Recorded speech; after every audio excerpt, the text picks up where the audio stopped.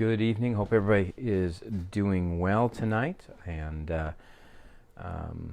wanted to talk to you this evening about looking ahead to Phase 2 at Lifeline. I want to say this about the changes of Phase 1 have gone very well. My desires for Phase 1 have been multifaceted.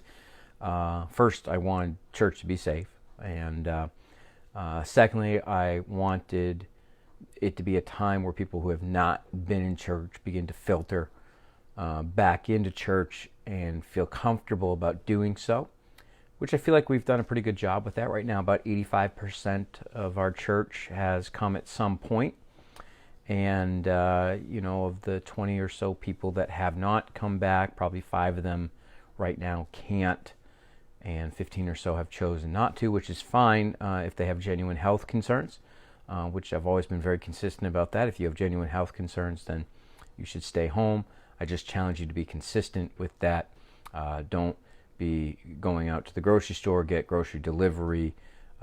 You're not working with a lot of different people. Otherwise, it's inconsistent, and then there's something else that's a spiritual issue if you're choosing to go out in public but you're not coming to church. I don't know what people's reasons are. I just assume they're of a proper motive. But anyways, I am very pleased that a majority of people have started to come back to church, and that has been the goal of Phase 1, is to create that safe environment that allows people to come back in. But now our attention begins to look at Phase 2, and during Phase 2, I'm hopeful that 15 or so percent of people begin to trickle back in as well.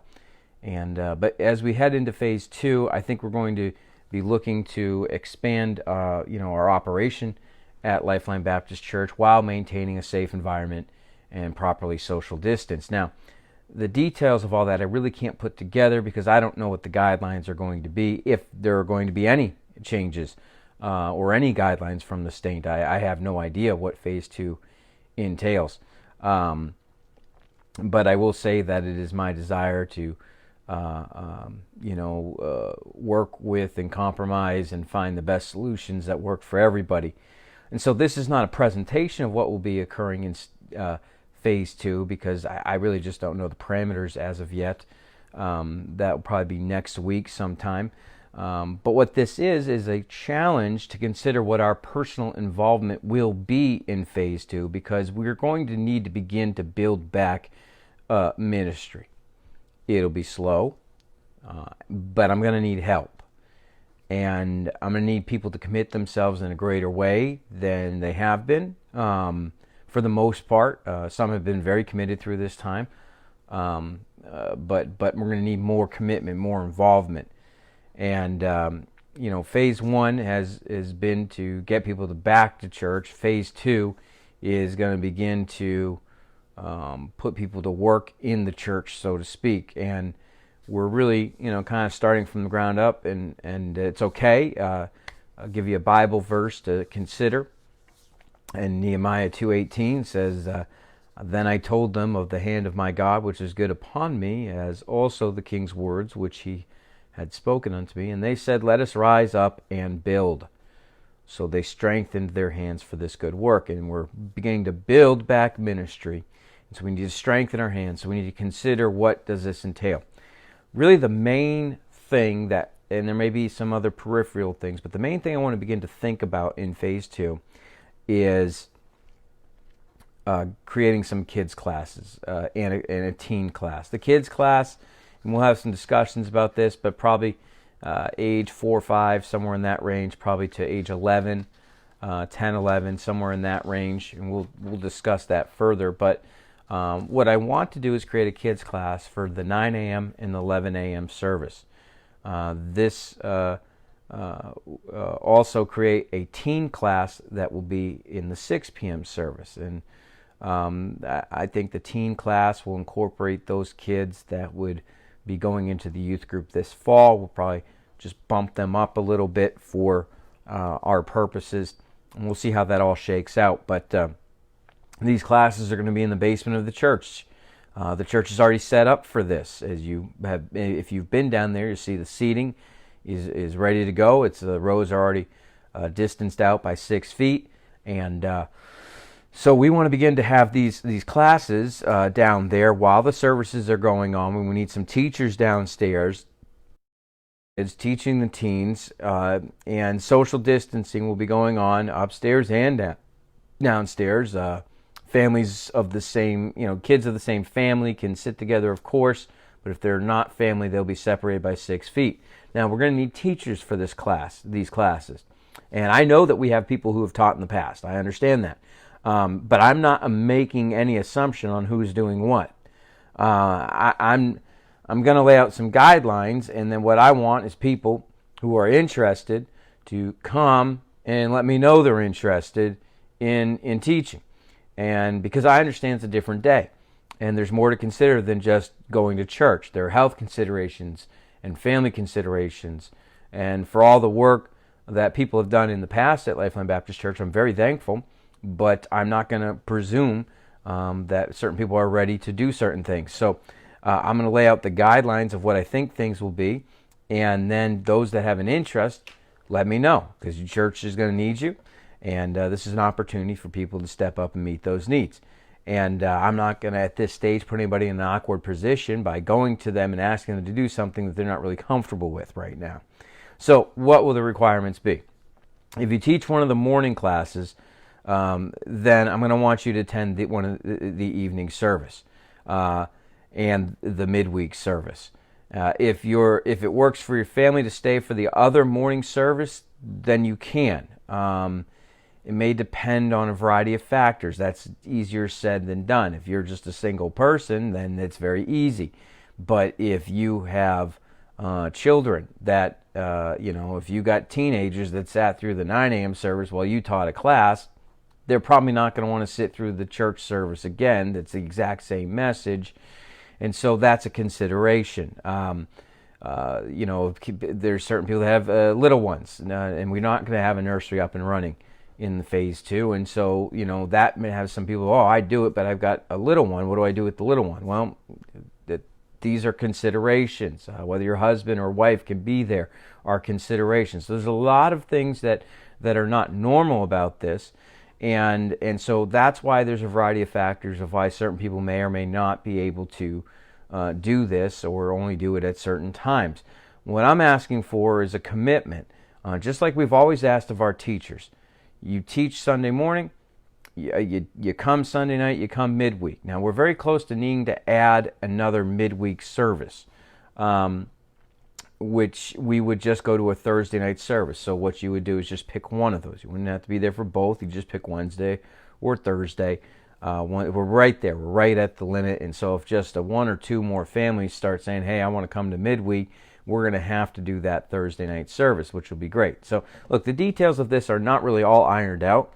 That's not the purpose of this video. The purpose is to get people praying and thinking, God, do you want me to be involved in teaching? Now, some, and rightfully so, will begin to ask, well, what about our capacity? All right. Well, first off, all we're looking to do is we're pretty much at capacity. From service to service, we could fit a few extras in, but we're pretty much at capacity right now. But what we're doing is just bringing kids that are already coming downstairs. Now, there be a few more kids that come, maybe that haven't been coming. It's possible.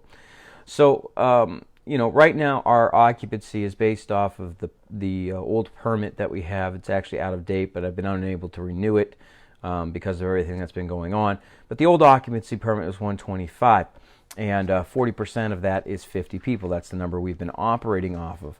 Now, incorporating these classes would take some of those people downstairs.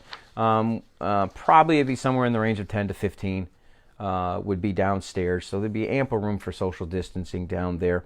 So in theory, you'd be able to add 10 to 15 more upstairs if more people came, which right now they're not. But if they did, then that means that we could be looking at an increase above the 50 person. That is the 40% limit, probably somewhere in the range of 60 or so. So the question is, well, are we then violating the guidelines of the state? And to that I answer, not really, and I'll explain.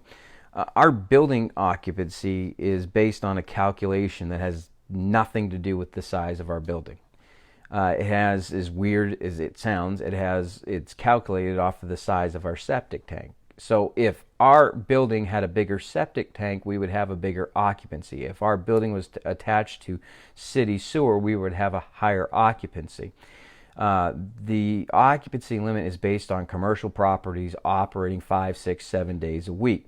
We operate 1 to 2 days a week, and so 125. We've gone over that. We go over that a few times a year. I've talked to the city of Haverhill about this, and they've told me not to worry about it because the occupancy really doesn't that number really doesn't pertain to us because we're not operating. And if push came to shove, we could get a variance on it. And they actually did one time send me the wrong occupancy permit. I think it was around 175, having to do with fire code and size of the building. And so 40% of that would be 70 people. I believe that was the number. And this was like 5-6 years ago, so you have to forgive me. I don't quite remember, but I know it was much higher. And it was the wrong number based on just the fire code not factoring in our septic tank. And so basically, long story short is that that if we added a few more people in, we could just use a different number that's very reasonable. And the biggest thing to me is just to keep the social distancing. That's the biggest thing that I'm looking for, and the biggest thing that I'm concerned about is making sure that people are properly spaced out. So we don't know what the state's going to say for churches in phase 2. We don't know if there'll be an increase of capacity or not. I'll throw this out at you. The day that they said the churches could have 40%, the same day they told the grocery stores let more people in, and kind of left it up to the individual store owners, store managers of how many people are in their store. And a lot of the grocery stores now have no counter outside. They're not limiting the number of people at all. Some are, but that is because of the individual store manager's choice, not because it's being mandated by the state. So the same day that the government said, churches, you can only have 40%, grocery stores, you do what you want. That's what happened. And with all due respect to the state, the hypocrisy continues. And I don't expect anything less. It's what they are. It's who they are. It's what they're going to do. They only gave this to churches because they knew they had a class action lawsuit that they didn't want to deal with. So, bottom line is we want to keep people safe. We want to keep people healthy. We want to keep people coming to church. And so we're going to begin to look at this. So the main thing that I want you to be praying about, and this is really a few weeks down the road, is, would the Lord have you to be involved in teaching? I don't know how much, I don't know how often, but would the Lord have you to be involved in teaching? Are you willing to make that commitment to come back Sunday night, to come back midweek? I want my teachers to be an example, just like we've always done. And it's about time that we begin to look at that concept of getting back to faithfulness. All right, as long as people are safe and healthy, I want people to come to church. Phase 1's come to church, realize, hey, it's good, there's nothing to worry about. Okay, phase 2, let's start incorporating faithfulness and service back into it. And there'll be some other things on phase 2. Not 100% sure. I want to wait and see what's said before I make any decisions. But that's the challenge for tonight, short and sweet. And if anybody has any questions about that, please let me know. If anybody's interested in serving, please let me know. And we'll be praying as this is not happening Sunday. It's definitely a few weeks down the road before this is beginning, okay? But we want to begin to think about it now so it doesn't catch up onto us, all right? Lord bless you. Thank you for tuning in. Have a great night. Bye now.